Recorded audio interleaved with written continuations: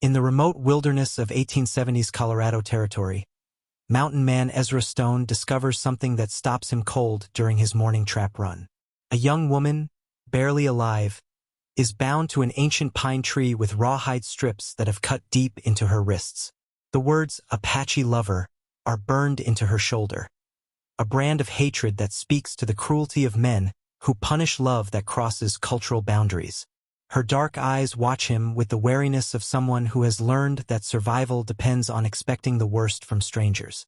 Maria SANTOS, part Mexican and part Apache, carries scars both visible and hidden from those who sought to destroy her for choosing her heart over their prejudices.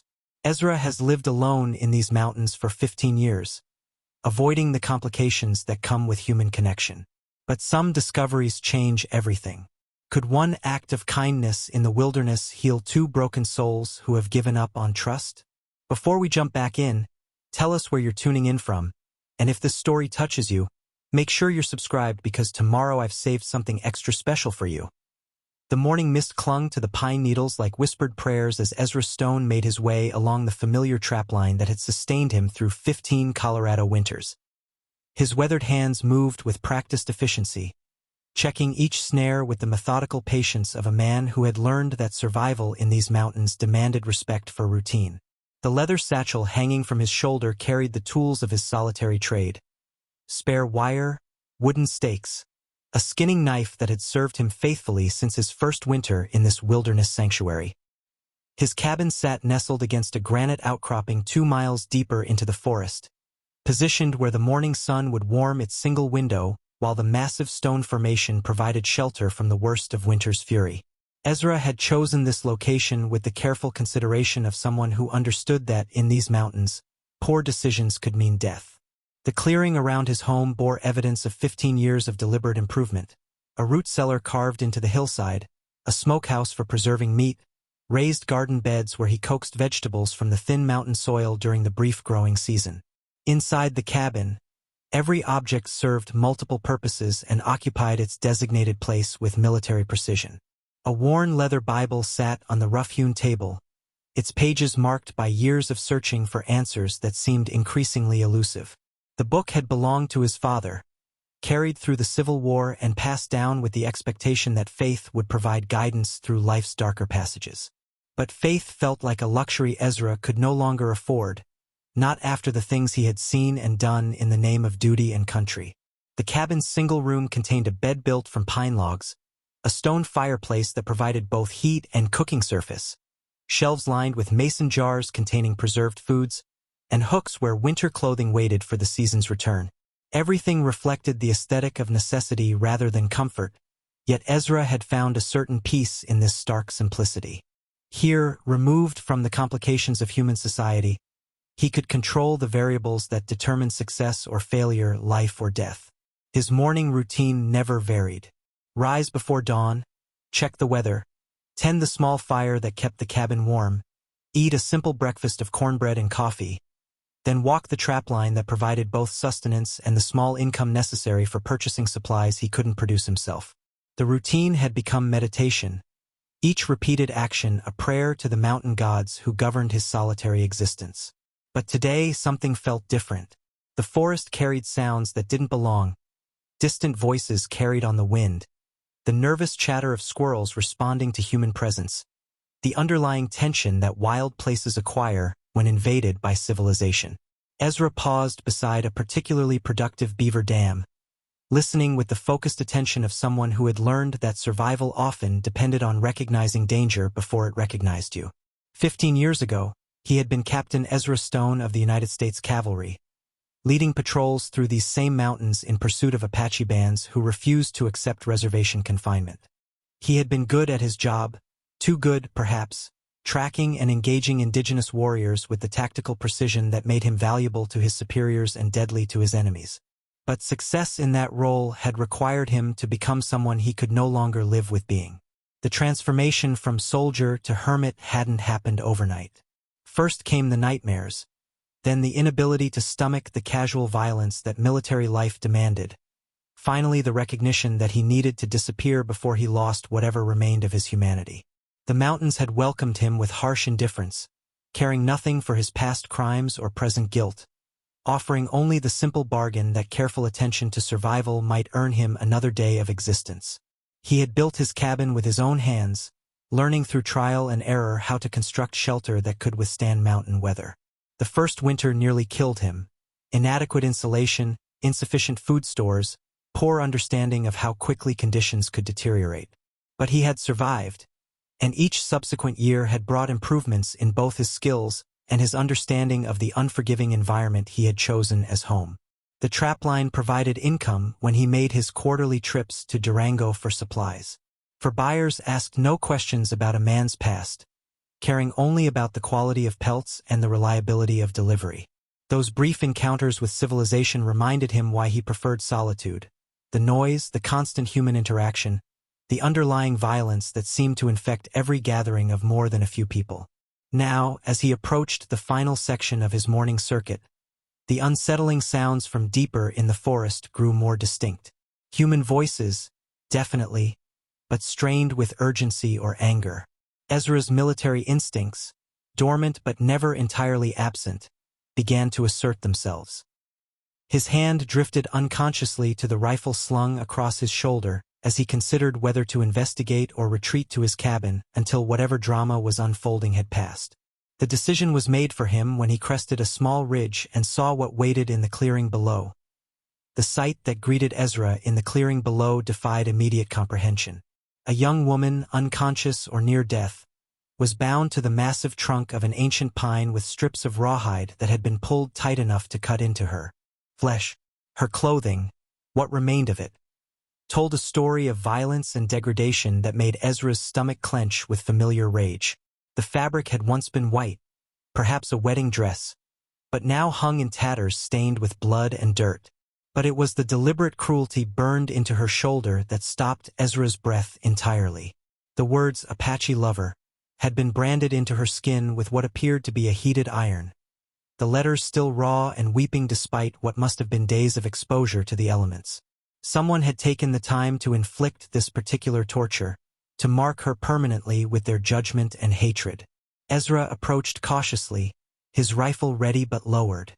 His military experience had taught him to scan for ambushes, but the clearing showed no signs of recent activity beyond the obvious violence that had been committed here. Boot prints in the soft earth told the story of multiple men, perhaps 5 or 6, who had brought the woman here and left her to die slowly in the mountain wilderness. As he drew closer, he could see that she was still breathing, though barely. Her lips were cracked and bleeding from dehydration, her face swollen from exposure and abuse.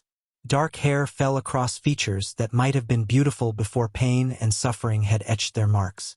Her skin, where it wasn't bruised or burned, showed the mixed heritage common to the borderlands. Hispanic and Native American features blended in a way that had clearly made her a target for someone's racial hatred. The rawhide bonds that held her were wet with blood where they had cut into her wrists and ankles. Whoever had tied her here had done so with the intention of causing maximum suffering before death provided its mercy. Ezra pulled his skinning knife from his belt and began carefully cutting through the restraints, supporting her weight as the bonds parted to prevent her from falling to the ground. She stirred as he lifted her, and for a moment her eyes opened, dark brown, nearly black, filled with terror that spoke to experiences no person should endure. She tried to speak, but only a dry whisper emerged from her damaged throat. The single word sounded like "please" in Spanish, though it might have been Apache. Ezra had heard enough of both languages during his cavalry years to recognize the sounds, if not always the meanings. "Easy now," he said softly, surprised by how rusty his voice sounded after days of solitude. "You're safe. I'm going to help you." Her response was to struggle weakly against his arms, her body's survival instincts overriding rational thought. After what she had endured, any man's touch would represent threat rather than rescue. Ezra understood this and spoke in the gentlest tone he could manage while lifting her carefully from the ground. The torn wedding dress that hung from her frame told its own story of shattered dreams and interrupted ceremonies. The fabric, once fine enough for a special occasion, now served as evidence of whatever love had led to this brutal punishment. Someone had cared enough about her to provide such a dress, and someone else had cared enough about their hatred to destroy both the garment and the woman who wore it. Ezra carried her through the forest toward his cabin, moving as quickly as the terrain and her condition would allow. Her weight, reduced by days without food or water, felt fragile in his arms. She had lost consciousness again, which was probably a mercy given the pain that movement must be causing her injuries.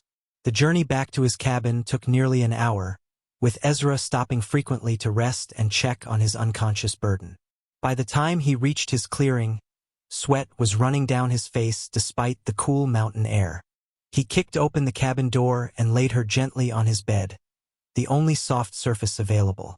His medical knowledge, acquired through necessity during years of military service and wilderness living, told him that her immediate needs were water, warmth, and treatment for the infected burns on her shoulder. The brand was already showing signs of serious infection, red streaks radiating outward from the deliberately inflicted wounds. Ezra built up the fire and set water to heat while gathering what medical supplies he possessed, mostly herbs he had learned to identify and use for common ailments, along with clean cloth that could serve as bandages. His movements around the small cabin were efficient but careful, aware that any sudden noise might frighten her if she regained consciousness. As he prepared to clean her wounds, Ezra found himself wondering who she was, what love had condemned her to such torture, and whether the men who had done this to her might return to finish what they had started. His solitary existence, carefully maintained for 15 years, had suddenly become complicated by the presence of someone who clearly needed protection he wasn't sure he could provide. But looking at her unconscious form, seeing the deliberate cruelty that had been inflicted upon her, Ezra knew that abandoning her was not an option his conscience would allow. Maria remained unconscious through the first night, her breathing shallow but steady as Ezra kept vigil beside his bed. He had cleaned her wounds as best he could with boiled water and the herbal remedies he had learned to prepare during his years alone. The infection in her branded shoulder would require careful attention, but it was the dehydration and exposure that posed the most immediate threat to her survival. As dawn broke through the cabin's single window, Ezra stepped outside to check for any signs that her tormentors might have followed their trail. What he discovered in the soft earth around his clearing made his blood run cold. Fresh boot prints that hadn't been there the evening before. Someone had approached his cabin during the night, circled it completely, and retreated back into the forest. They were being watched. His military instincts, dormant for 15 years, snapped into sharp focus. Ezra examined the tracks with the tactical awareness that had kept him alive through numerous Apache campaigns. 5 men, possibly 6, moving with the coordination of experienced hunters. They had approached close enough to observe his cabin but hadn't attempted entry, which suggested they were gathering information rather than planning immediate assault. When he returned inside, Maria's eyes were open, tracking his movement with the wary attention of prey that has learned to watch for predators. She tried to speak, but her damaged throat could produce only whispered fragments in what sounded like a mixture of Spanish and Apache dialects. Agua, she managed, the Spanish word for water barely audible. Ezra brought her a cup of water, supporting her head as she drank in careful sips. As her throat began to function again, she attempted to communicate more complex warnings. Hombres hunting. Me, she whispered in English heavily accented with Spanish inflection. They come for me. Who are they? Ezra asked, keeping his voice gentle despite the urgency he felt. Maria's response came in fragments as she struggled with both language barriers and the trauma of recent events. Through patient questioning and her halting explanations, Ezra began to piece together the story that had led to her brutal punishment. Her name was Maria SANTOS, daughter of a Mexican ranch family whose land bordered Apache territory. She had fallen in love with Nailnish, a young Apache warrior whose name meant, "He works hard," in his native language. Their relationship had begun innocently. Chance encounters at trading posts, conversations about the changing world that threatened both their peoples, shared recognition that the old ways of perpetual conflict served no one's interests except those who profited from violence. Around her neck, hidden beneath the torn fabric of her dress, hung a small piece of Apache beadwork, blue and white patterns that Nailnish had given her as a token of his commitment. The necklace represented not just their love, but his people's traditional values of peace and harmony with the natural world. It was this symbol of cross-cultural understanding that had ultimately condemned them both. Maria's family had discovered the relationship and initially opposed it with stern warnings about the impossibility of such unions. But it was the broader community's reaction that had turned dangerous. Local ranchers and territorial officials saw any cooperation between Hispanic families and Apache tribes as potential treason, a threat to their efforts to drive all indigenous peoples onto distant reservations where they could no longer interfere with land acquisition and resource extraction. "They killed him," Maria whispered, tears cutting tracks through the dirt on her face. "Nailnish tried to come for me when they took me from my family's house. They shot him while he carried a white flag of truce." The wedding dress, Ezra realized, had been intended for a ceremony that would never take place. Maria and Nailnish had planned to marry according to both Hispanic and Apache traditions, creating a union that acknowledged both their heritages. Instead, that symbol of hope had become evidence in a trial that condemned her for loving across cultural boundaries. "The men who branded you," Ezra said carefully, "do you know their names?" Maria nodded, her expression hardening with anger that briefly overcame her fear. "Jenkins leads them. He wants my family's water rights. Killing Nailnish, punishing me. It sends message to other Mexican families about cooperation with Apache." Tom Jenkins. Ezra knew the name from his occasional trips to Durango for supplies. Jenkins owned a large ranch south of town and served as an unofficial territorial marshal, the kind of man who used legal authority to pursue personal interests. If Jenkins was leading the hunt for Maria, her situation was more dangerous than Ezra had initially understood. "They tied me to the tree to die slowly," Maria continued, her voice growing stronger with anger. "But first, they wanted me to suffer for choosing love over their hatred." As if summoned by their conversation, the sound of approaching horses drifted through the forest air. Ezra moved quickly to the window, peering through a gap in the curtains to see riders emerging from the treeline. 5 men, just as the tracks had suggested, led by a large man wearing a territorial marshal's badge that caught the morning sunlight. "They're here," Ezra said quietly, reaching for his rifle. "And they're not planning to leave empty-handed." Maria struggled to sit up despite her weakened condition, fear and determination warring in her expression. "You should not fight for me. They will kill you too." But Ezra was already checking his ammunition and considering tactical options. 15 years of mountain solitude hadn't erased his military training, and some things were worth fighting for regardless of personal cost. The riders withdrew as suddenly as they had appeared, leaving behind an atmosphere of menace that hung over the cabin like storm clouds. Ezra watched through his window until the last horseman disappeared into the forest, then turned his attention back to Maria, who had managed to pull herself into a sitting position despite her obvious pain. "They know you are here," she said, her English becoming clearer as her throat began to heal. "But they wait. Why?" Ezra considered the tactical implications while pouring water into a wooden cup he had carved years ago from mountain maple. The simple vessel represented the kind of basic kindness he had almost forgotten how to show, taking time to create something beautiful when purely functional would have sufficed. "Jenkins is smart," he replied, offering her the cup. "He knows I'm armed and positioned defensively. Better to wait and plan than to attack blindly and lose men." Maria accepted the water gratefully, her hands trembling slightly as she lifted it to her lips. As she drank, Ezra noticed details about her that had been obscured by dirt and blood during the rescue. She was younger than he had initially thought, perhaps 25, with intelligent eyes that suggested education and experience beyond what frontier life typically provided for women. "You speak English well," he observed. "Mi padre. My father sent me to school in Santa Fe," she explained, mixing Spanish and English in the fluid way of borderland residents. "He believed education would protect me from poverty, but it could not protect me from love." The irony in her voice carried depths of experience that Ezra recognized. Education and intelligence meant little when confronted with the brutal realities of prejudice and violence that dominated territorial politics. "Tell me about Nailnish," Ezra said, settling into the wooden chair beside his bed. Something about Maria's presence was breaking through the careful isolation he had maintained for so many years. Perhaps it was her obvious vulnerability, or maybe the recognition that they were both refugees from a world that had proven too harsh for their particular humanity. Maria's expression softened as she spoke of her lost love. He was not like the Apache warriors your soldiers feared. Nailnish believed the old ways of constant fighting would destroy his people. He learned Spanish, some English, tried to build bridges between our communities.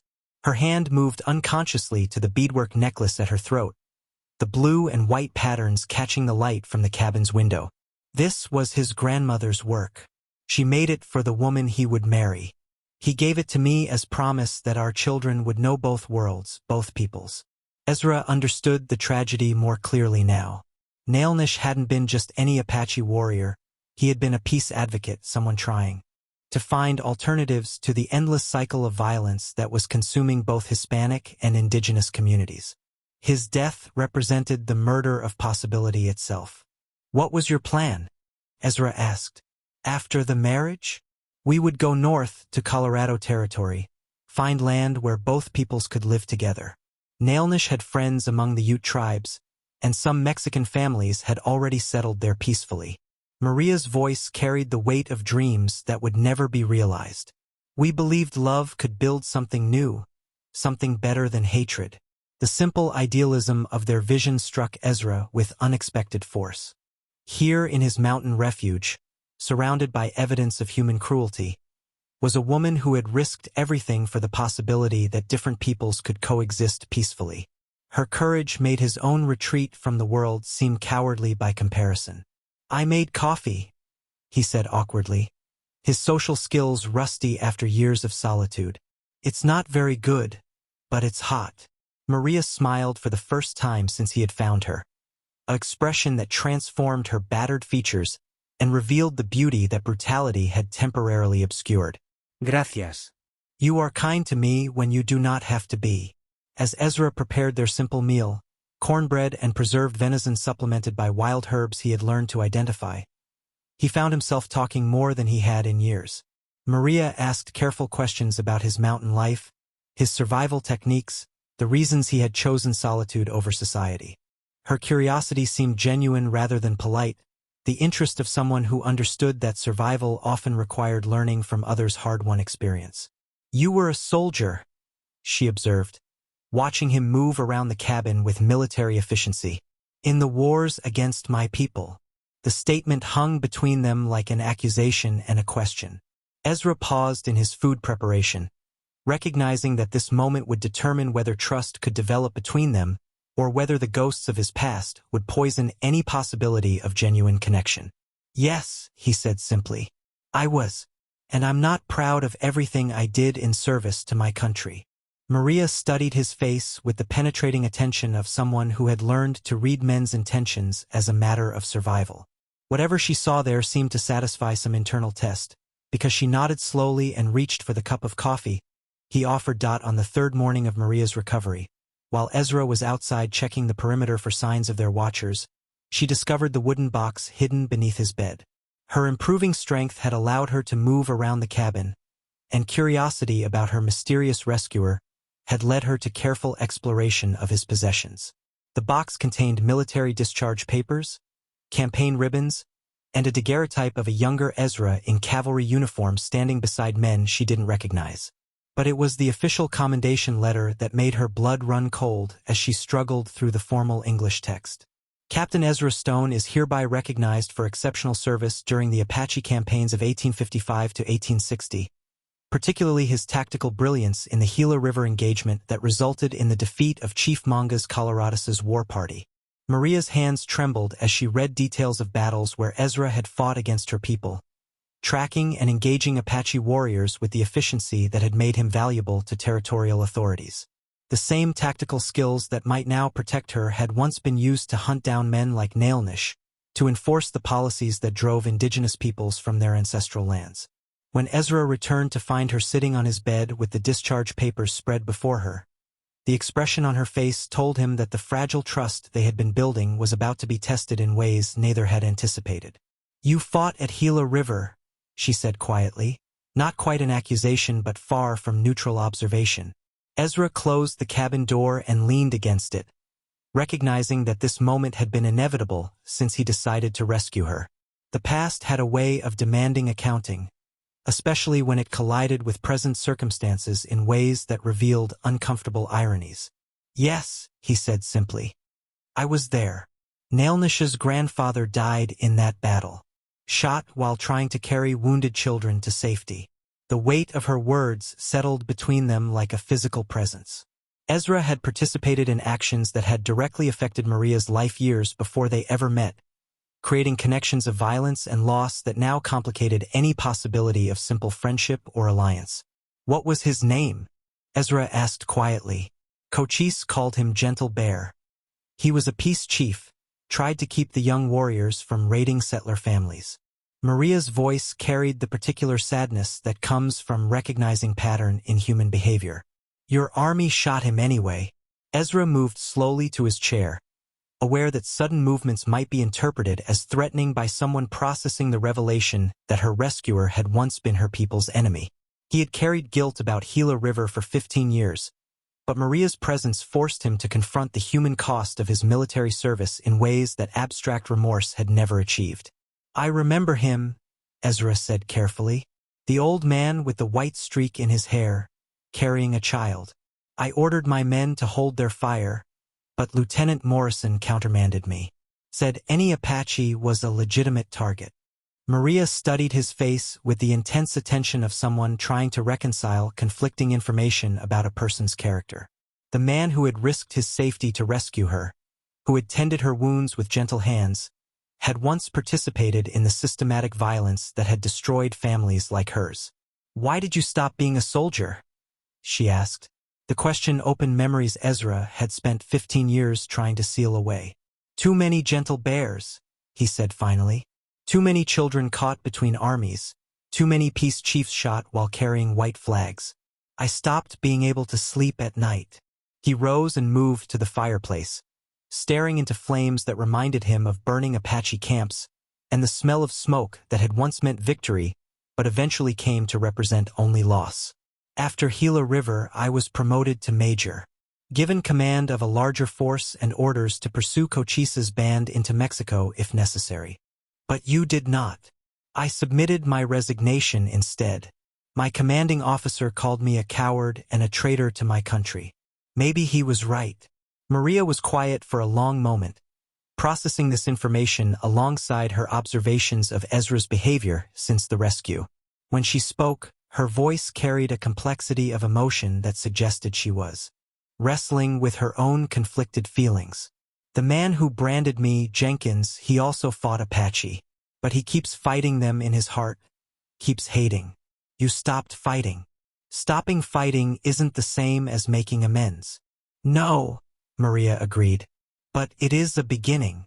She gathered the military papers and handed them back to Ezra, a gesture that seemed to represent some form of forgiveness, or at least acceptance of the complicated truth about his past. "Nailnish used to say that men become what they choose to become, not what they were born to be. You chose to stop being a killer of his people." Ezra accepted the papers but made no move to hide them again. The secret was out and hiding seemed pointless now. "Does it change anything? Between us, I mean." Maria considered the question seriously, understanding that her answer would determine whether they could continue building trust or whether the past would poison any possibility of cooperation. Outside, the sound of horses moving through the forest reminded them both that philosophical discussions about guilt and forgiveness were luxuries they might not be able to afford. "It changes what I know about you," she said finally, "but not what I have seen you choose to do." The philosophical discussions about guilt and redemption ended abruptly the next morning when Maria spotted smoke rising from the ridge overlooking Ezra's cabin. Thin and straight, the column appeared and disappeared in a pattern that spoke of deliberate communication rather than accidental fire. "Apache signals," Maria whispered, crouched beside the window where she had been watching the forest. "But not from my people." Ezra joined her at the observation post, his military experience allowing him to read the tactical implications immediately. Someone's using indigenous communication methods to coordinate movement. Smart. Maria's knowledge of Apache signaling, learned during her relationship with Nailnish, revealed details that Ezra couldn't interpret. The smoke patterns indicated positions being established around their location, escape routes being monitored, preparations for coordinated action that would leave them with limited options for flight or defense. "They are not trying to hide from us," she observed. "They want us to know we are surrounded." Psychological warfare, Ezra recognized. Jenkins and his men were applying pressure designed to force mistakes, to panic their quarry into poor decisions that would make capture easier. The technique suggested military experience among the pursuers, knowledge of how fear could be weaponized more effectively than bullets. As they watched, additional smoke signals appeared from different positions around the valley, confirming Maria's assessment. At least 6 different locations now showed signs of coordinated activity, meaning Jenkins had brought more men than the original 5 Ezra had observed. This wasn't a simple manhunt anymore, it was a military operation. "How many men does Jenkins command?" Ezra asked, beginning to formulate defensive strategies based on terrain and available resources. "In town, maybe 20 who follow him regularly. But for this," Maria considered the scope of the operation they were witnessing. "He has convinced others to join. Perhaps 30 men, maybe more." The numbers were overwhelming for a defensive position, especially one protecting a wounded woman. Ezra's cabin, while well-positioned against weather and wildlife, hadn't been designed to withstand siege by determined human attackers. His ammunition supplies, adequate for hunting and occasional protection, wouldn't sustain prolonged engagement against superior forces. "We need to leave," he said, beginning to gather essential supplies. "Tonight, before they complete their encirclement." Maria nodded agreement but raised practical concerns about their chances of successful escape. "I am stronger but still weak. I will slow you down, make noise, leave tracks they can follow. Then we need to be smarter than they are, not faster." As afternoon shadows lengthened, they prepared for what might be their only opportunity to break free of the closing trap. Ezra selected items that were essential for wilderness survival while remaining light enough for rapid movement. Maria, despite her improving condition, would need assistance with anything requiring sustained physical effort. But it was Maria who suggested their most crucial tactical advantage. "There is a place Nailnish showed me, 2 valleys north of here. Sacred ground, cave system the Apache have used for generations. His people would not pursue us there, and white men do not know of it. Will Jenkins's men respect Apache sacred sites?" Maria's expression suggested the question answered itself. Men who would brand Apache Lover into a woman's flesh weren't likely to be deterred by indigenous religious restrictions. But they might be deterred by the practical difficulties of searching extensive cave networks they knew nothing about. "It is not respect that will protect us," she said. "It is the land itself. Many passages, easy to become lost, dangerous for people who do not know the way." As evening approached, they observed increased activity among their watchers. Smoke signals became more frequent, and occasionally they could glimpse riders moving between positions with the coordination of military units preparing for coordinated action. Jenkins was tightening his net methodically, professionally. "They will attack at dawn," Ezra predicted, based on his own experience with similar operations. Better visibility, targets silhouetted against cabin windows, psychological advantage of forcing defenders to wait through the night anticipating assault. Maria agreed with his assessment, adding cultural insights about how such attacks were typically conducted in territorial conflicts. "They will want to take me alive if possible. Dead, I am only revenge. Alive, I can be example to other families who might consider cooperation with Apache." The tactical implications were clear but disturbing. Jenkins's men would focus their fire on Ezra while attempting to avoid lethal wounds to Maria, giving him primary responsibility for both offense and defense during any engagement. "When do we leave?" Maria asked, understanding that their window for escape was narrowing rapidly. Ezra checked his pocket watch, a habit retained from military service despite years of mountain timekeeping by sun and stars. Full darkness, 2 hours after sunset, when their night vision is impaired but before moonrise provides them improved visibility. As they made final preparations, The sound of approaching horses echoed through the valley. Not the careful reconnaissance they had observed previously, but deliberate approach designed to announce arrival.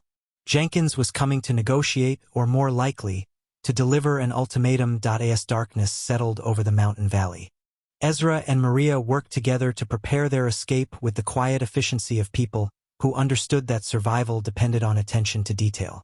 The shared focus on practical tasks created an intimacy that transcended their brief acquaintance, each anticipating the other's needs and movements in ways that suggested deeper compatibility.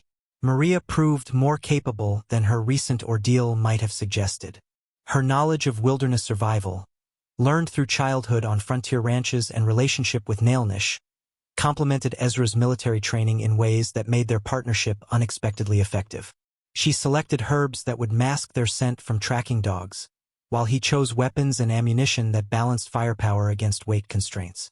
Apache women learned to travel light and fast, she explained, demonstrating how to pack essential items in ways that eliminated noise and minimized bulk. When soldiers come, families must disappear into the mountains with only what they can carry. Ezra watched her efficient movements with growing respect and something else he wasn't quite ready to acknowledge.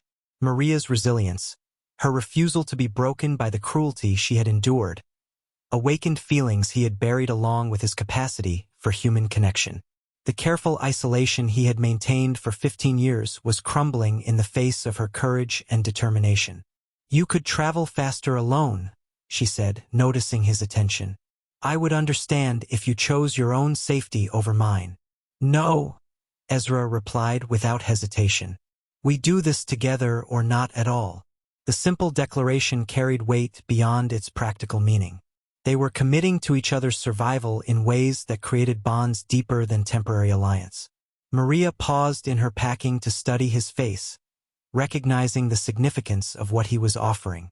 As they waited for full darkness, they shared the last meal they might eat in the cabin that had been Ezra's sanctuary for so many years.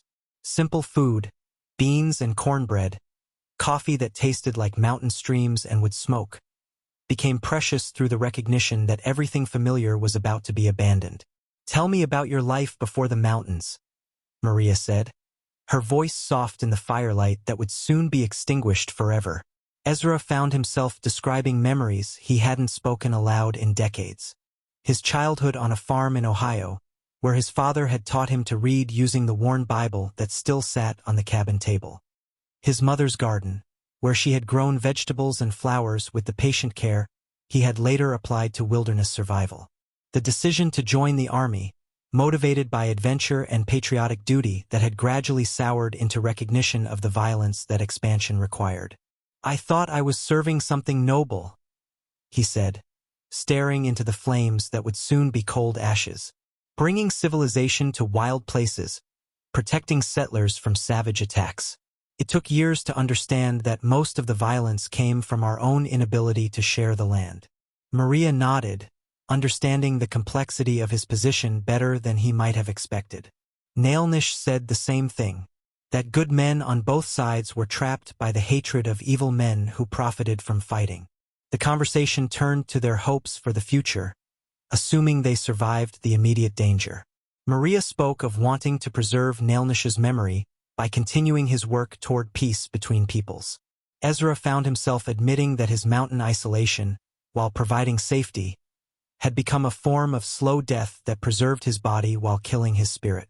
"Maybe there's something better than hiding," he said, surprised by his own words. "Maybe there is something better than grieving," Maria replied, her hand moving unconsciously to the beadwork necklace that connected her to her lost love. As the time for departure approached, they extinguished the fire and gathered their minimal supplies. The shared blanket they had used for warmth during planning sessions became the symbol of their partnership. Practical necessity transformed into emotional connection through proximity and mutual dependence. "Ready?" Ezra asked, shouldering his pack and rifle. Maria checked the knife he had given her, a simple weapon that represented both protection and his trust in her ability to defend herself. "Ready." They slipped out of the cabin into darkness that felt complete after the firelight, their eyes gradually adjusting to moonless night that would provide both concealment and navigation challenges. Maria's hand found Ezra's as they moved across familiar terrain that would soon become unknown wilderness, the touch offering comfort and coordination in equal measure. Behind them, the cabin stood empty but intact, 15 years of careful solitude abandoned in a single night. Ahead lay uncertainty that seemed less frightening when faced together, the unknown dangers of flight preferable to the certain destruction that waiting would bring.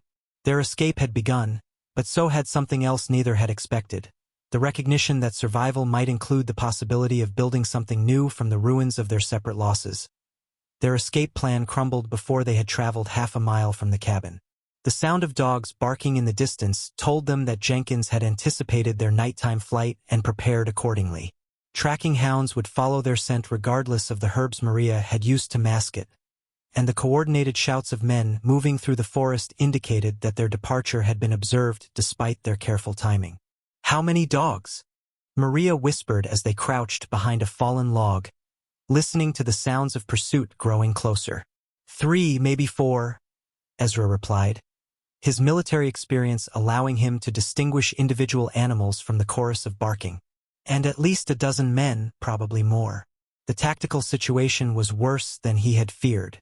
Jenkins had committed significant resources to this hunt, more than would be justified by simple revenge against one woman. There had to be larger interests at stake, political or economic factors that made Maria's capture worth substantial investment in men and equipment.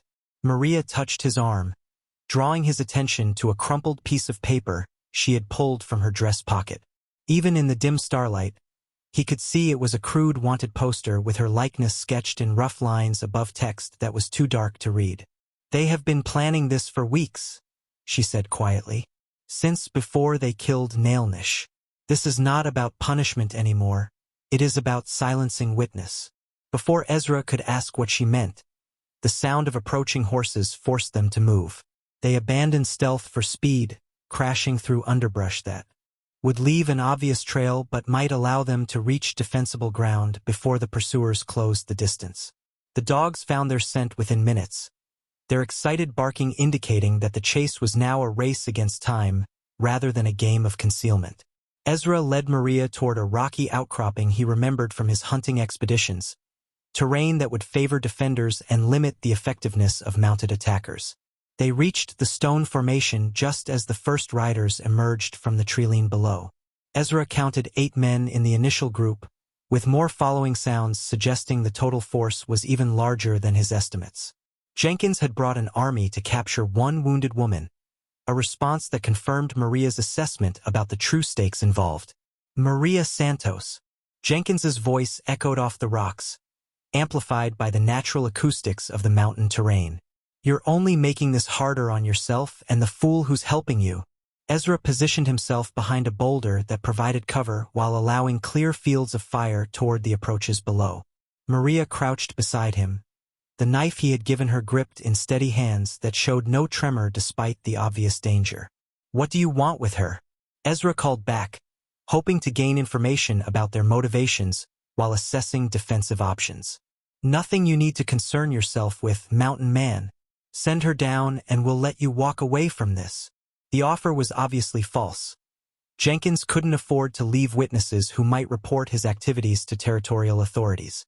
But the attempt at negotiation suggested he preferred to avoid a prolonged firefight that might attract unwanted attention from other sources. "She stays with me," Ezra shouted back. Jenkins's response came in the form of rifle fire that sparked off the rocks around their position. The shooting was deliberately inaccurate, designed to intimidate rather than kill, but it confirmed that negotiation time was over. Ezra returned fire with careful precision, his first shot dropping one of the mounted men from his saddle. The military marksmanship skills he had hoped never to use again came back with deadly efficiency, muscle memory overriding 15 years of peaceful mountain living. Maria surprised him by moving to a different firing position, her knowledge of Apache warfare tactics allowing her to provide covering fire while he repositioned. She might not have formal military training, but she understood combat in ways that made her an effective partner rather than a burden to protect. "They're trying to flank us," she warned, spotting movement among the trees that Ezra's position couldn't observe. The attack developed into a coordinated assault that confirmed Jenkins's military background. His men moved with tactical discipline, using suppressing fire to cover advances while systematically eliminating their defensive advantages. This wasn't the random violence of frontier justice, it was professional military operation disguised as civilian law enforcement. For 20 minutes, the firefight raged across the mountainside. EZRA's ammunition supplies, adequate for hunting, began to run low under the sustained engagement. Maria rationed her shots carefully, but her unfamiliarity with rifle combat limited her effectiveness despite her obvious courage. "We can't hold this position much longer," EZRA admitted as bullets chipped stone fragments around their shelter. "The cave system," Maria reminded him. "If we can reach it before they surround us completely." The retreat would require abandoning their defensive advantage and crossing open ground while under fire, but staying meant certain capture or death when their ammunition ran out. EZRA made the decision that had kept him alive through numerous military engagements. Calculated risk was preferable to certain defeat. "On my signal," he said, preparing to provide covering fire for their desperate flight toward unknown safety. The wanted poster had fallen from Maria's pocket during the fighting, its crude drawing now trampled in the dirt, but its message clear. This was about more than personal revenge or racial hatred. Maria represented a threat to interests powerful enough to justify military-scale operations, and their survival depended on reaching sanctuary before those interests achieved their goal of permanent silence. Their flight from the rocky outcropping became a desperate race through mountain wilderness that tested every survival skill both possessed. EZRA's compass, inherited from his father and carried through years of military service, became their lifeline as they navigated terrain that looked identical in every direction under the starless sky. Maria led them along game trails invisible to untrained eyes, her knowledge of Apache travel routes proving invaluable as they sought paths that would confuse their pursuers while moving them steadily north toward the sacred caves she had described. Behind them, the sounds of organized pursuit grew closer. Dogs barking, men shouting orders, horses crashing through underbrush with the determination of hunters who knew their quarry was weakening. "How much farther?" EZRA asked during a brief rest beside a mountain stream where they refilled their water supplies and listened for signs of immediate danger. 2 hours, maybe 3 if we can avoid the obvious paths," Maria replied, her breathing labored but steady. The ordeal of recent days was taking its toll, but her determination seemed to strengthen rather than weaken under pressure. They resumed their flight as the eastern sky began to show the first hints of dawn, the approaching daylight both blessing and curse. Better visibility would help them navigate more efficiently, but it would also assist their pursuers in tracking and coordinating their pursuit. The terrain grew increasingly difficult as they climbed toward higher elevations where winter snow still lingered in sheltered areas. Maria's knowledge of mountain weather patterns guided them away from slopes where avalanche danger might eliminate pursuers and prey alike, while EZRA's military experience helped them maintain tactical awareness of potential ambush sites and defensive positions. "There," Maria said, pointing toward a distinctive rock formation that rose like a cathedral spire against the lightning sky. "Eagle's Rest. The caves are beyond that ridge." The landmark represented both hope and challenge. They could see their destination, but reaching it would require crossing open ground where pursuit would have clear sight lines for rifle fire. The tactical problem was complicated by Maria's reduced stamina. She could maintain their current pace for perhaps another hour, but sustained sprint across exposed terrain might be beyond her capabilities. EZRA studied the approaching terrain through his military mindset, looking for cover and concealment that might allow them to cross the dangerous ground without presenting easy targets. A line of scattered boulders offered intermittent protection, while a shallow creek bed provided a route that would keep them below the direct line of sight from most angles. "Follow the water," he decided. "Stay low, move fast when you're exposed, and don't look back no matter what you hear." Maria nodded understanding, her intelligence allowing her to grasp tactical concepts quickly despite her lack of formal military training. "What about you? I'll be right behind you. If something happens to me, keep going. The caves will protect you better than I can." They began the crossing as sunrise painted the mountains in shades of gold and pink that would have been beautiful under different circumstances. The creek bed proved treacherous with loose stones and slippery moss, but it provided the concealment Ezra had hoped for during the most vulnerable portions of their approach. The sound of pursuit intensified as they neared Eagle's Rest, suggesting that Jenkins's men had spotted them during the crossing and were closing the distance rapidly. Dogs barked with the excitement of scent trail growing fresh, while shouted orders indicated coordinated movement designed to cut off their escape routes. "Faster," Ezra urged as they scrambled up the final slope toward the cave entrance Maria had described. His own endurance, maintained through years of mountain living, was beginning to fail under the sustained exertion and stress of flight. The cave mouth, when they finally reached it, proved smaller than Ezra had expected. A narrow opening that would require crawling to enter, barely visible among the jumbled rocks that surrounded Eagle's Rest. Maria disappeared into the darkness without hesitation, her familiarity with the location allowing her to navigate by memory and touch. Ezra followed, pulling his pack and rifle behind him as the confined space forced him to move like a snake through passages carved by ancient water and geological forces beyond human understanding. The darkness was complete, disorienting, claustrophobic in ways that made his military experience irrelevant. "This way," Maria's voice guided him through turns and branches in the tunnel system that would have been impossible to navigate without assistance. Her Apache knowledge of these sacred spaces provided advantages that no amount of tactical training could match.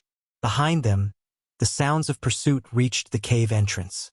Shouted arguments about whether to follow into unknown underground terrain suggested that Jenkins's men were reluctant to abandon their advantages of numbers and firepower for the equalizing environment of cave warfare. "They won't follow immediately," Maria whispered as they paused in a wider chamber where faint light filtered down from some distant opening. "Apache stories tell of men who entered these caves and never emerged. White men fear such places." Ezra understood the psychological advantage, but he also knew that desperate men would eventually overcome superstition if their motivation was strong enough. The caves provided temporary sanctuary, not permanent safety.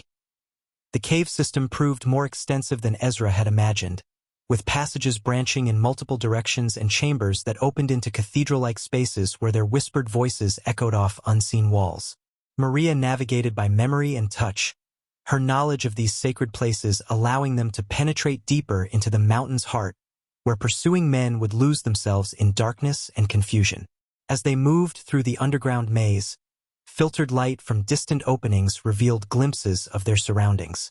The walls bore ancient cave paintings, red and ochre figures depicting hunts, ceremonies, and spiritual journeys that connected this place to generations of indigenous peoples who had sought refuge and renewal in these chambers.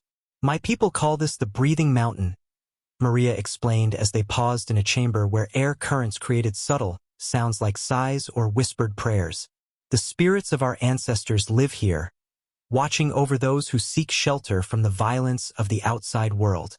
Ezra studied the cave paintings visible in the dim light, recognizing artistic traditions that predated European contact by centuries, possibly millennia.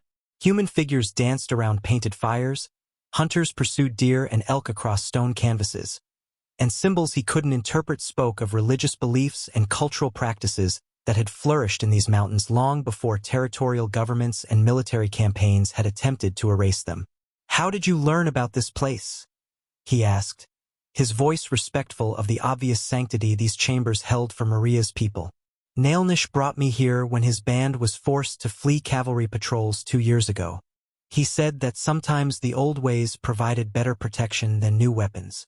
Maria's hand traced ancient painted figures with the reverence of someone touching family artifacts. His grandmother's grandmother had sheltered here during the first wars with Spanish soldiers. The historical continuity represented by the cave paintings struck Ezra with unexpected force. Here was evidence of human habitation and spiritual practice that stretched back through time beyond any European claims to these lands. The Apache peoples he had fought during his military service weren't foreign invaders to be removed. They were indigenous inhabitants defending ancestral homes from invading armies like his own. As they explored their temporary sanctuary, the practical advantages of the cave system became clear. Multiple passages provided escape routes if their pursuers overcame their superstitious reluctance to enter. Underground streams offered fresh water, while chambers with natural ventilation would allow small fires for warmth without revealing their position to watchers outside. Most importantly, the complex layout would neutralize Jenkins's advantages of superior numbers and firepower by forcing any confrontation into confined spaces where individual skill mattered more than coordinated tactics. "We could stay here for weeks if necessary," Ezra observed, his military mind cataloging defensive possibilities. "Yes, but they will not give up that easily. Jenkins has too much at stake." Maria's expression grew troubled as she considered the persistence their pursuers would likely demonstrate. "And there are other ways into these caves, passages I do not know. If they bring Apache guides who have turned against their people, the possibility that their sanctuary could be compromised by indigenous collaborators added new complexity to their situation. Not all Apache bands maintained unified opposition to territorial expansion. Economic necessity and political pressure had created divisions within tribal communities that could be exploited by men like Jenkins. As afternoon light filtered down through distant openings, they established a temporary camp in a chamber that offered both comfort and tactical advantages. The space was large enough to move freely but small enough to defend, with multiple exit passages and a natural chimney that would disperse smoke from a carefully managed fire. While Ezra organized their limited supplies and planned defensive positions, Maria gathered dry cave moss and prepared a small fire using techniques that produced minimal smoke and light. Her movements around their refuge showed familiarity born of childhood stories and cultural knowledge passed down through generations of women who had learned to find safety in wild places when civilized society offered only danger. "Tell me about Nailnish," Ezra said as they shared a simple meal of dried meat and water flavored with medicinal herbs Maria had collected during their flight. Maria's face softened with memory and loss as she spoke of her murdered lover. "He believed that Apache and Mexican peoples could learn from each other instead of fighting. His band traded with my father's ranch, exchanging horses and crafted goods for tools and grain. But territorial officials saw any cooperation as threat to their control. The confined space of their cave refuge created an intimacy that encouraged deeper conversation than their previous circumstances had allowed. Away from immediate danger, surrounded by evidence of cultural continuity that transcended political conflict, they began to understand each other not just as allies in survival, but as people shaped by history and loss into something stronger than either could be alone. On their second day in the cave refuge, as Maria tended the small fire that provided warmth and light in their underground sanctuary, she made a decision that would transform everything Ezra thought he understood about their situation. From beneath her torn dress, she carefully extracted a small leather pouch that had been hidden against her skin since the day of her capture. Inside the pouch was an Apache peace medallion, a circular piece of hammered silver bearing symbols that represented harmony between peoples and the end of warfare. But more importantly, wrapped within the soft leather, were 3 letters written in careful English script that bore official territorial seals and signatures Ezra recognized from his military service. "Nailnish did not die because we loved each other," Maria said quietly, her voice carrying the weight of secrets she had protected even under torture. "He died because of what these letters prove about the men who claim to enforce territorial law." Ezra examined the documents by firelight, his military experience helping him interpret the formal language and official markings that authenticated their contents. What he read made his blood run cold with recognition of corruption that extended far beyond local prejudice or racial hatred. The first letter, signed by Territorial Administrator Marcus Webb, authorized illegal arms sales to Apache bands willing to raid Mexican settlements along the border. The second document detailed payment schedules for these weapons, with substantial profits flowing to territorial officials who were supposed to be maintaining peace. The third letter was the most damning. Specific instructions to eliminate any Apache leaders who opposed these arrangements or sought genuine peace between communities. Nailnish was a peace advocate, Maria explained, watching Ezra's face as he processed the implications of what he was reading. He convinced 3 bands to stop raiding, to try cooperation instead of warfare. But peace was bad for business. The medallion she held represented more than her lover's memory. It was evidence of his diplomatic efforts to end the cycle of violence that territorial officials were deliberately perpetuating for economic gain. Nailnish had been building alliances between Apache bands and Mexican families, creating the possibility of regional stability that would eliminate profitable conflict. Webb authorized his murder, Ezra said, recognizing the administrator's signature from numerous military orders he had received during his cavalry service. Made it look like random violence to cover the assassination. And I witnessed the meeting where they planned it. Jenkins was there, along with 2 other territorial marshals and a man who supplied weapons to both sides of the conflict. Maria's voice grew stronger as she revealed the conspiracy that had cost her everything. They did not know I understood English well enough to follow their conversation. The true scope of Jenkins's operation became clear to Ezra as he considered the evidence Maria had preserved at such personal cost. This wasn't about punishing interracial love or maintaining racial boundaries. It was about eliminating witnesses to systematic corruption that profited from perpetual warfare between indigenous and settler communities. That's why Jenkins brought so many men, Ezra realized. Why he's treating this like a military campaign. You're not just a woman who broke social taboos. You're a witness who can destroy careers and expose criminal conspiracy. Maria nodded, her hand touching the peace medallion that connected her to Nailnish's vision of harmony between peoples. They branded me as Apache Lover to make my testimony appear motivated by racial bias. Who would believe the word of a woman who betrayed her own people for savage affection? The psychological sophistication of the conspiracy impressed and horrified Ezra. By marking Maria with racial hatred, her tormentors had attempted to discredit any testimony she might provide while simultaneously punishing her for threatening their profitable arrangements. The cruelty served multiple strategic purposes beyond simple revenge. We have to get these documents to someone who can act on them, Ezra said, understanding that their situation had evolved far beyond personal survival. Federal authorities, territorial judges who aren't part of the corruption. Judge Morrison in Denver, Maria suggested. Nailnish trusted him because he had ruled fairly in several cases involving Apache rights. But Denver is 200 miles north, through territory controlled by men who want us dead. The journey would require crossing hostile terrain while protecting evidence that powerful interests would kill to suppress. But Ezra recognized that simply surviving wasn't enough anymore. They had become custodians of information that could prevent future violence and expose systematic injustice. There's something else, Maria said, her voice dropping to barely above a whisper. The arms dealer they work with, he's planning to supply weapons to both Apache bands and Mexican militias, then arrange for them to destroy each other in territorial battles that will justify military intervention. The manufactured warfare would provide justification for seizing land from both communities, clearing the way for territorial expansion that would benefit the conspirators politically and economically. Hundreds of innocent people would die to serve the ambitions of men who profited from perpetual conflict. As night settled over their cave refuge, Ezra found himself holding evidence that transformed their flight from personal survival into something approaching moral duty. The peace medallion caught firelight as Maria explained Nailnish's vision of communities that chose cooperation over warfare, understanding over hatred. He believed that love could be stronger than fear, she said, her voice carrying both grief for what was lost and determination to preserve what still might be possible.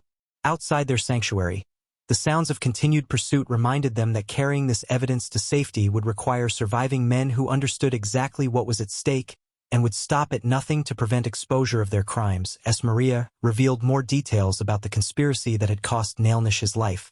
She produced additional evidence from hidden pockets sewn into her dress. Small bundles of letters, wrapped in oiled cloth to protect them from moisture, contained correspondence that revealed the full scope of corruption infecting territorial administration. The hidden letters detailed financial arrangements between territorial officials and Eastern investors who funded weapons purchases in exchange for guaranteed land acquisition rights once indigenous populations were eliminated or relocated. Webb's signature appeared on documents authorizing payments to Apache raiders willing to attack Mexican settlements, while simultaneously approving arms sales to Mexican militias for defensive purposes against Apache raids. Nailnish found these in the territorial office while delivering a peace proposal, Maria explained, her voice heavy with the weight of secrets that had cost her everything.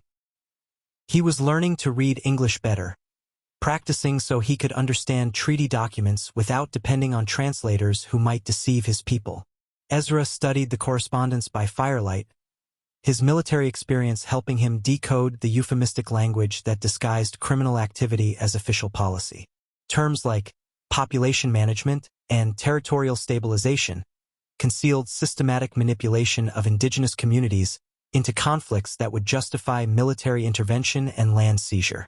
One letter, written by a Denver banker named Harrison Blackwood, outlined investment strategies that treated human displacement as financial opportunity. Each successful engagement between hostile populations reduces resistance to territorial expansion while increasing demand for our protection services and land development projects. The banker had written with clinical detachment. They're not just profiting from conflict, Ezra realized, the full horror of the conspiracy becoming clear. They're manufacturing it systematically, creating the violence they claim to be preventing. Maria nodded, her hand unconsciously touching the branded scar on her shoulder that marked her as a victim of the hatred these men had deliberately cultivated. Nailnish said it was like feeding wolves so you can sell protection from wolf attacks. The analogy was more accurate than Maria might have realized. The conspirators had created a system where they profited from every aspect of territorial conflict, selling weapons to both sides, collecting payment for military protection from resulting violence, then acquiring land cleared by their manufactured warfare at prices far below actual value. Ezra's own military service took on new and disturbing significance as he considered how his cavalry patrols might have served this conspiracy without his knowledge. Orders to pursue Apache bands, protect settler communities, and maintain territorial security could have been manipulated to serve private interests rather than public safety. How many people know about this? He asked, understanding that the extent of the conspiracy would determine how dangerous their evidence really was. Nailnish thought perhaps 20 men in positions of authority, plus the Eastern investors who fund the operations. But they control territorial law enforcement, local military commanders, and most of the judges who would hear any accusations. The scope of corruption explained Jenkins's willingness to commit substantial resources to eliminating Maria. If territorial administration was compromised at the highest levels, her testimony could destroy careers, expose criminal activity, and potentially result in federal intervention that would end their profitable arrangements permanently. There's one more thing, Maria said, producing a final document that made Ezra's hands tremble as he recognized the official letterhead. Orders for your former cavalry unit to eliminate Apache peace advocates and any Mexican families who cooperated with them. The document bore the signature of Colonel William Harrison, Ezra's former commanding officer, along with detailed instructions for conducting operations that would appear to be legitimate military engagements while actually serving the conspiracy's interests. Ezra's resignation had removed him from participation in missions designed to eliminate people like Nailnish. This is why you left the army, Maria observed, watching his reaction to evidence that his military service had been corrupted by men he had trusted and respected. I didn't know the extent of it then, Ezra replied, his voice hollow with recognition of how thoroughly he had been deceived. But I knew something was wrong when we started receiving orders that made no tactical sense unless the goal was to prevent peace rather than achieve it. The cave refuge that had felt like sanctuary now seemed like a fragile bubble of safety surrounding evidence that powerful men would kill to suppress. The documents Maria had preserved at such personal cost represented the possibility of justice for Nailnish and countless others, but only if they could survive long enough to deliver them to authorities not compromised by the conspiracy. Judge Morrison in Denver, Maria repeated. Nailnish trusted him because he had ruled against territorial officials in several cases. But reaching Denver means crossing territory controlled by the men we're trying to expose. Ezra understood the tactical challenges involved in protecting witnesses and evidence while traveling through hostile territory. But he also recognized that they had moved beyond personal survival into something approaching moral obligation. The letters Maria carried could prevent future violence and expose systematic injustice that treated human lives as expendable resources in economic calculations. We'll find a way, he said, his decision crystallizing. Around the recognition that some things were worth risking everything to protect, their third morning in the cave refuge brought the sound they had been dreading. Voices echoing through distant passages, growing steadily closer as Jenkins's men finally overcame their reluctance to enter the sacred underground spaces. The systematic search of the cave system had begun, and their sanctuary was compromised. "Apache guides," Maria whispered, recognizing the language patterns of the approaching voices. Jenkins found tribal members willing to lead him through the passages. Ezra felt a familiar weight in his chest as he reached for his father's pocket watch, the timepiece that had marked important moments throughout 3 generations of his family. The decision to leave their refuge and face the final confrontation meant abandoning the safety of defensive positions for the uncertainty of open conflict. But staying would mean certain capture once their pursuers completed their systematic search. "How long do we have?" he asked, gathering their essential supplies while Maria secured the crucial documents in their protective wrappings. "Maybe an hour before they find this chamber. But there are other passages, older routes that most guides do not know." Maria's knowledge of the cave system provided their only advantage against superior numbers and local guidance. As they prepared to abandon their temporary home, Ezra found himself making peace with the possibility that this might be their final day together. The intimacy forced by shared danger had created bonds deeper than the brief time they had known each other might suggest, and the prospect of losing Maria to Jenkins's brutality filled him with rage that reminded him of his capacity for violence. "I want you to promise me something," he said, checking his rifle and pistol while estimating how much ammunition remained for what was likely to be their last fight. "No promises," Maria replied firmly. "We survive together or not at all." Her determination matched his own, but Ezra understood the tactical realities better than she wanted to acknowledge.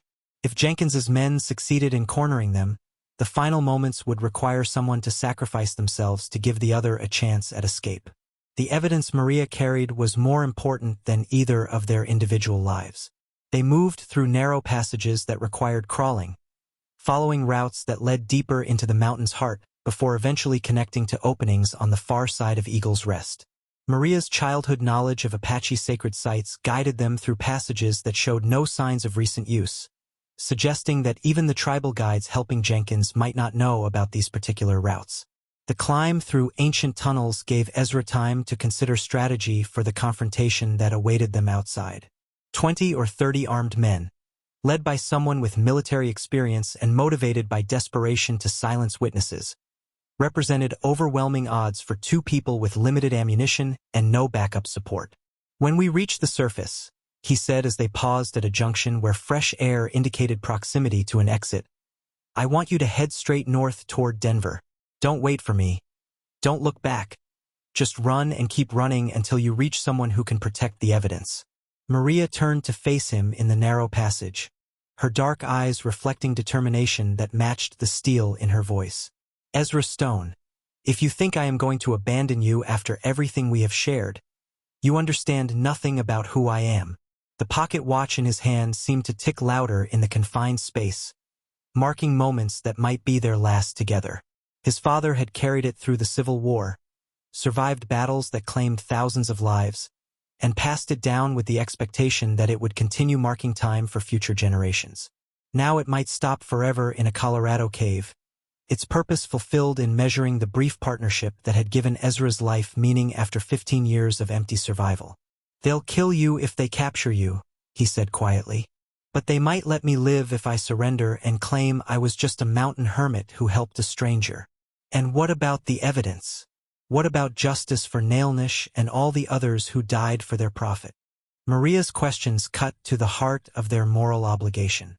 The documents they carried represented the hopes of people like Nailnish who had died trying to build peace between communities manipulated into warfare by men who profited from hatred and violence. As sounds of pursuit grew closer even in the deep passages, they prepared for the emergence that would determine whether systematic corruption continued unchallenged or whether justice might finally be served for those who had paid the ultimate price for loving across boundaries that evil men had drawn in blood and branded into flesh. The pocket watch closed with a soft click as Ezra made his decision about how their story would end. They emerged from the cave system onto a narrow ledge that overlooked the valley where Jenkins and his men had established their base camp. The tactical situation was worse than Ezra had anticipated.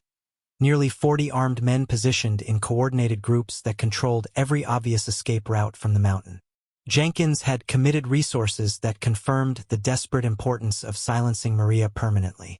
"There," Maria whispered, pointing to a lone figure standing apart from the main groups. "The Apache guide they use is my cousin Roberto. His family needs money for medicine since his daughter became sick." The personal tragedy that had driven Roberto to betray sacred sites and traditional loyalties illustrated the complex pressures that the conspiracy used to manipulate communities against each other. Economic desperation, family obligations, and survival needs created vulnerabilities that men like Jenkins exploited systematically. From her dress, Maria withdrew the war lance that had belonged to Nailnish, a weapon he had carried not for battle, but as a symbol of his authority to negotiate peace between communities. The polished wooden shaft bore carved symbols representing harmony and understanding, while the steel point had been forged from metal traded between Apache and Mexican craftsmen as proof that cooperation could create stronger alliances than warfare. "He tried to carry this when he came to rescue me," Maria explained, her voice steady despite the overwhelming odds they faced. Jenkins shot him while he held it above his head as a sign of peaceful intentions. The war lance represented everything the conspiracy sought to destroy: indigenous dignity, cross-cultural cooperation, and the possibility that different peoples could choose understanding over manufactured hatred. Using it in their final defense would honor Nailnish's memory while protecting the evidence that could expose his murderers. EZRA studied the enemy positions through his military experience, identifying patterns in their deployment that revealed both strengths and vulnerabilities. Jenkins had positioned his forces to prevent escape, but the coordination required for such extensive coverage had created gaps that might be exploited by people willing to accept extreme risk. "The main trail down the mountain," he observed, pointing toward the obvious route that was heavily guarded. "They expect us to try for speed and distance." "But not for the cliff path," Maria agreed, understanding his tactical assessment. "Too dangerous for horses, too exposed for safety." The cliff path was exactly that, a narrow route carved into the mountainside by centuries of wind and water, barely wide enough for single-file passage and completely exposed to rifle fire from below. No sane person would choose it for escape, which made it their only viable option. "They'll see us as soon as we start down," EZRA warned. "And once we're committed to that path, there's no turning back." "Then we do not turn back." Their descent began under the cold light of early morning, each step carefully placed on stone made treacherous by frost and loose gravel. Below them, shouts of alarm indicated that their movement had been spotted, followed immediately by rifle fire that sparked off rocks around their position. EZRA returned fire while moving, his military marksmanship training allowing him to provide suppressing fire that forced Jenkins's men to seek cover rather than aim carefully. But ammunition was limited, and the exposed nature of their position meant that sustained engagement would end in their deaths or capture. Maria proved her courage by taking point position during the most dangerous sections, her knowledge of mountain terrain and Apache movement techniques allowing her to navigate passages that would have been impossible for someone less experienced. The war lance served as both walking staff and symbol of defiance, its presence reminding both of them what they were fighting to preserve. "There!" Jenkins's voice echoed off the cliff face as he directed his men to positions that would cut off their escape route. "Don't let them reach the bottom." The tactical situation deteriorated rapidly as coordinated fire from multiple positions made each step potentially fatal. EZRA's return fire became more selective as ammunition dwindled, each shot carefully aimed to maximum effect while Maria continued their descent through terrain that seemed impossible to traverse under combat conditions. A rifle bullet shattered stone near Maria's head, sending fragments that cut her face and nearly caused her to lose footing on the narrow path. But she maintained her grip on both the lance and the precious documents, her determination stronger than fear or pain. "Keep moving," EZRA shouted, spending his remaining rifle ammunition in rapid fire that forced their pursuers to take cover, while Maria navigated the most exposed section of their route. Roberto's voice called out in Apache, words that Maria translated with bitter recognition. "He says they will pay my family's debts if I survive this. Jenkins promises money for my daughter's medicine." The personal cost of the conspiracy became clear even in the midst of their desperate flight. Roberto's betrayal wasn't motivated by hatred or greed, but by the same love for family that had led Maria to risk everything for Nailnish. Jenkins's system corrupted even the deepest human bonds, turning love itself into a weapon against justice. As they neared the bottom of the cliff path, Ezra's pistol represented their last chance to break through the encirclement that waited to capture or kill them both. 2 weeks later, Ezra and Maria stood in the Denver courthouse before Judge Harrison Morrison, their survival of the cliff path escape seeming miraculous in retrospect. The final moments of their flight had cost Ezra a bullet wound to his shoulder and Maria exhaustion that nearly proved fatal, but Roberto's last-minute decision to guide them away from Jenkins's trap rather than into it had ultimately saved their lives. The Apache Guide's choice to honor family bonds with Maria over financial desperation had provided the margin they needed to reach safety. Judge Morrison examined the evidence Maria had preserved with the careful attention of someone who understood both its legal significance and the personal cost of bringing it to his attention. Behind the bench, the territorial judge's gavel represented the possibility that justice might finally be served for people like Nailnish, whose deaths had served private profit rather than public safety. "These documents appear authentic," Morrison said, his weathered face grave as he studied correspondence that revealed systematic corruption extending to the highest levels of territorial administration. "But the men they implicate hold significant power and will not accept exposure without resistance." Federal Marshal Timothy Wade, summoned from Washington to investigate the allegations, spread the letters across the judge's desk with the methodical attention of someone who had spent years prosecuting complex criminal conspiracies. His presence in Denver represented the first time federal authority had been brought to bear on territorial corruption that had operated without oversight for years. "Mrs. Santos," Wade said, addressing Maria with the respect due a witness whose testimony could reshape territorial governance, "I need you to understand that providing this testimony will make you a target for retaliation from very powerful men." Maria's response carried the strength that had sustained her through torture, flight, and the constant threat of death for her knowledge of criminal activity. "Marshal, they have already taken everything from me except the truth. That is not something they can have." Ezra watched the proceedings from a chair beside the witness table, his wounded shoulder reminding him of the price they had paid to reach this moment. The formal legal processes felt surreal after weeks of survival in wilderness where the only law had been the necessity of staying alive long enough to protect evidence that could expose systematic injustice. "Mr. Stone," Judge Morrison addressed him directly, "your military record indicates exemplary service. Are you prepared to testify about orders you received that may have served private interests rather than territorial security?" The question forced Ezra to confront the full implications of his past service in new light. Understanding that his cavalry patrols had unknowingly served a conspiracy that manufactured violence for profit required acknowledging that men he had trusted and respected had systematically deceived him about the true nature of his missions. "Yes, Your Honor," he replied, recognizing that testimony would end forever any possibility of returning to the anonymous mountain existence he had maintained for 15 years. "I believe I was deceived about the purpose of several military operations I participated in." Marshal Wade's investigation had already begun producing results that confirmed the scope of the conspiracy Maria's evidence revealed. Webb's arrest in Santa Fe had led to the discovery of additional documentation, while banker Harrison Blackwood's detention in Denver had frozen financial accounts that funded illegal arms sales. "Jenkins and 6 of his men are dead," Wade reported matter-of-factly, "killed while resisting federal arrest. But Colonel Harrison has disappeared, along with several other military officers who received payments for cooperation with the weapons trafficking operation."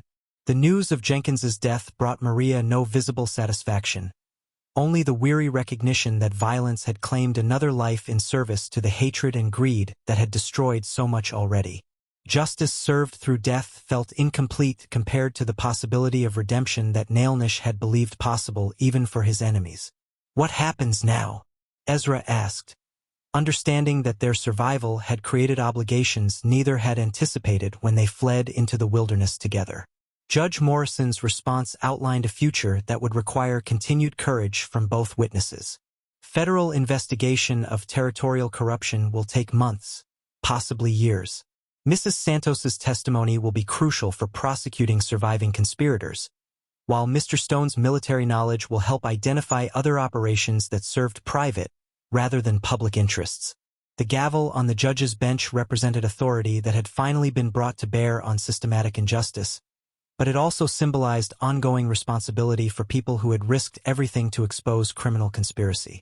Their flight from the mountains had ended, but their commitment to justice for Nailnish and countless others was just beginning. There will be threats, Marshal Wade warned. Attempts at intimidation, possibly violence from interests that profit from continued territorial instability. Federal protection can help, but cannot eliminate all risks. Maria's hand found Ezra's as they processed the implications of choosing justice over safety. The brief partnership forged in desperate circumstances had evolved into something deeper, a commitment to building the kind of future that Nailnish had envisioned before his murder ended his dreams of peace between communities. 6 months after their testimony helped expose the territorial corruption conspiracy, Ezra and Maria stood on land they now owned together. 160 acres of mountain valley where clear streams provided water and fertile soil promised the possibility of building something lasting. The land deed, signed by territorial officials operating under federal oversight, represented not just legal ownership but the tangible proof that their sacrifices had created opportunities for genuine new beginnings. The property lay 50 miles north of Denver, far enough from political centers to provide privacy, while remaining accessible to the legal proceedings that continued to reshape territorial governance.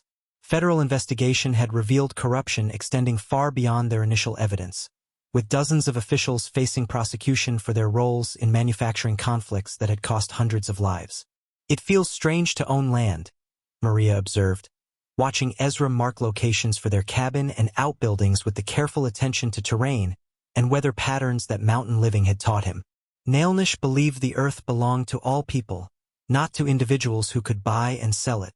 Ezra understood her conflicted feelings about property ownership, recognizing that their legal claim to the valley represented concepts foreign to indigenous traditions that emphasize stewardship rather than possession. But practical survival in territorial society required working within systems they might not fully embrace. "We can use it the way he would have wanted," he suggested, driving stakes to mark the cabin's foundation, a place where different peoples can come together, where cooperation builds something stronger than what any community could create alone. Their plans for the valley reflected lessons learned through survival and loss, creating space for the kind of cross-cultural understanding that the conspiracy had worked to prevent. The cabin would be large enough to host visitors from both Hispanic and Apache communities, while the land would be managed according to indigenous principles that preserved natural resources for future generations.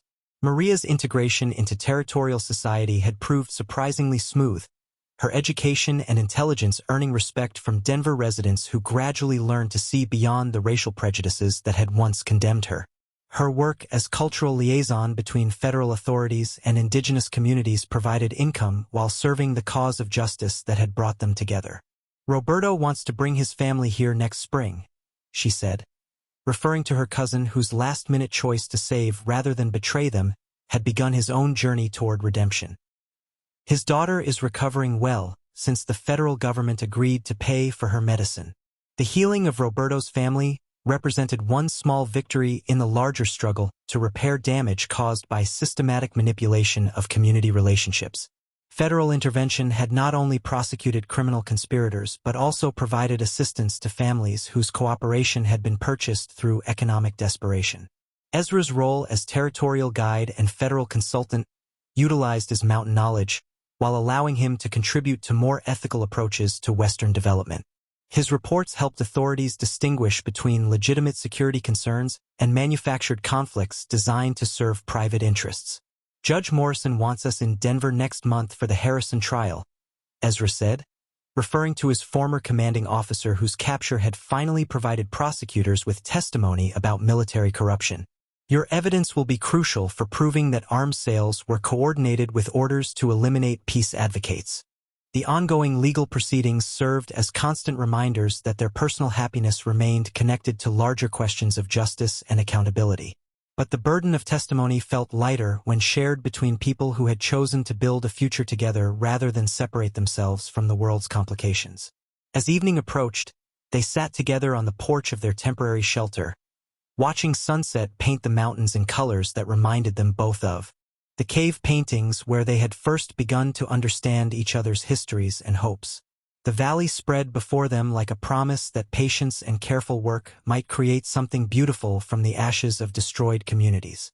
"Do you miss your mountain solitude?" Maria asked, recognizing that Ezra's choice to rejoin society had required sacrificing the peace that isolation had provided. "I miss the simplicity," he admitted, "but I don't miss the emptiness. Building something with you feels more like living than just surviving."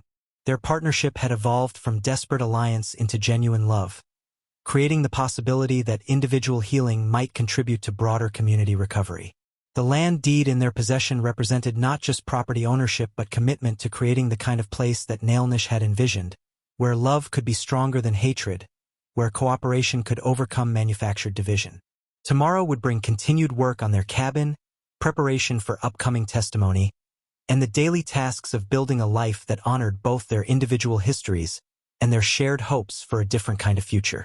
The valley waited for their efforts with the patient possibility that characterized all places where new growth could take root in soil enriched by the sacrifices of those who had come before. 1 year later, on a crisp autumn morning that painted the valley in gold and crimson, Ezra stood beside Maria as they exchanged simple wedding rings forged from silver mined in the mountains that had sheltered their love.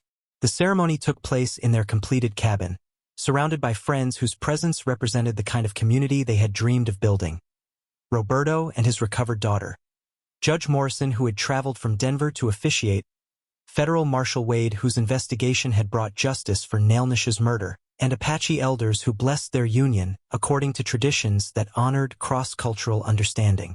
The wedding rings, crafted by a local silversmith using metal from their own land, symbolized commitment that had been tested by violence and emerged stronger through shared dedication to something larger than individual happiness. Their marriage represented not just personal love, but the possibility that different peoples could choose unity over division, cooperation over conflict. Maria wore a dress of her own design, incorporating both Hispanic lace traditions and Apache beadwork patterns that honored her dual heritage without requiring her to choose between them. Ezra had shaved his mountain beard, but retained the steady presence that years of wilderness living had cultivated, his appearance reflecting someone who had found peace with his past while embracing responsibility for the future. "Before these witnesses," Judge Morrison said, his voice carrying the authority of law but also the warmth of personal friendship, "do you promise to build together a life that honors both the love that brought you together and the justice you have served at such personal cost?" Their responses carried weight beyond traditional wedding vows, acknowledging that their partnership had been forged in circumstances that created obligations to communities beyond themselves. They promised to continue working for the kind of understanding that Nailnish had died trying to achieve, using their individual strengths to serve causes larger than personal happiness. After the ceremony, guests shared a meal prepared according to recipes that blended Hispanic, Apache, and frontier traditions. Corn soup flavored with wild herbs Maria had learned to identify, roasted meat prepared using techniques Ezra had mastered during his mountain years, bread baked from grain grown in their own valley using irrigation methods that honored indigenous water management practices. Roberto's daughter, now 8 years old and healthy thanks to federal assistance that had replaced the economic desperation Jenkins had exploited, presented them with a gift her father had helped her create. A small wooden carving that depicted an eagle and a bear living peacefully in the same territory, symbols representing the harmony that was possible when different peoples chose understanding over warfare. As afternoon faded into evening, the celebration continued with stories that connected their present happiness to the larger history they had helped reshape. Marshal Wade reported that the corruption investigation had resulted in 43 convictions, including life sentences for surviving conspirators whose criminal activities had cost hundreds of lives. More importantly, federal oversight had eliminated the systematic manipulation that had prevented genuine peace negotiations between territorial authorities and indigenous communities. The Harrison trial concluded last month, Wade informed them, referring to Ezra's former commanding officer whose testimony had finally revealed the full scope of military corruption. 25 years in federal prison, all assets forfeited to compensate families damaged by his illegal orders, Maria's response reflected the complex satisfaction that came from seeing justice served without feeling joy in another person's suffering. Nailnish would say that justice should heal communities, not just punish individuals. As their wedding day drew to a close, Ezra and Maria walked together through the valley they had transformed from empty land into a working ranch that provided both livelihood and example of what cross-cultural cooperation could achieve. Their cattle grazed alongside horses bred using Apache techniques, while their crops grew in fields managed according to indigenous sustainable agriculture practices that preserved soil fertility for future generations. The silver wedding rings caught starlight as they stood together where they had first marked the cabin's foundation. Remembering the journey from desperate flight through wilderness to this moment of celebration, surrounded by community they had helped create. Their love had grown from the soil of shared danger into something strong enough to support not just their individual happiness, but the hopes of people who continued to believe that understanding could triumph over hatred. Above them, the same stars that had guided their escape from persecution now blessed their commitment to building the kind of future that honored both their love and the sacrifices of those who had died hoping for peace between peoples who chose cooperation over conflict.